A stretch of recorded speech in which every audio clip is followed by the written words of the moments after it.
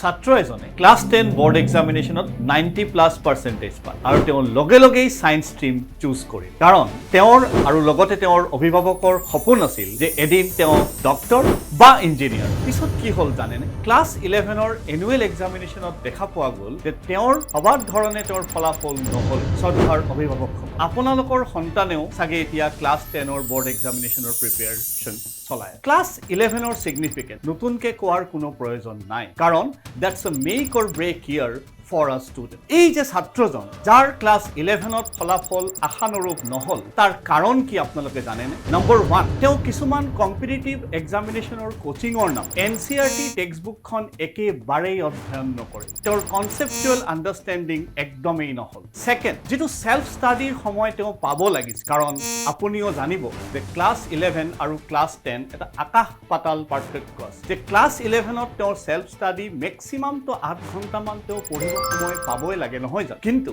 তেওঁ এইখন সময় নাপায় কাৰণ তেওঁ কিছুমান কম্পিটিটিভ এক্সামৰ কোচিংৰ নামত অকল দৌৰি থাকে তাৰ ফলত তেওঁৰ প্ৰপাৰ কনচেপচুৱেল আণ্ডাৰষ্টেণ্ডিং একদম নহল সো আজি EduAidত আমি এটা কথা আপোনাক জনাবলৈ পাই সুখী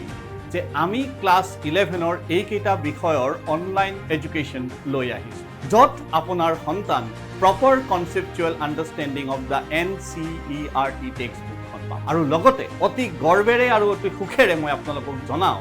যে আপোনালোকৰ সন্তানৰ পাঠ পঢ়াৰ দায়িত্ব ল'ব ডক্টৰ প্ৰমোদ ছাৰ ফিজিক্সৰ প্ৰকৃতেশ ভট্টাচাৰ্য ছাৰ মেথমেটিক্সৰ ধ্ৰুৱতৰা ছাৰ কেমিষ্ট্ৰি আৰু লগতে মই ইংৰাজী বিষয়ৰ দায়িত্ব আপোনাৰ সন্তানৰ লওঁ সো পলম কিহৰ শ্ৰদ্ধাৰ অভিভাৱকসকল আজিয়েই ক্লাছ 11ত চলি থকা ৰেজিষ্ট্ৰেশ্যন কৰক আৰু আপোনাৰ সন্তানক অনলাইন শিক্ষাৰ এক ভিন্ন সোৱাদ দিয়ক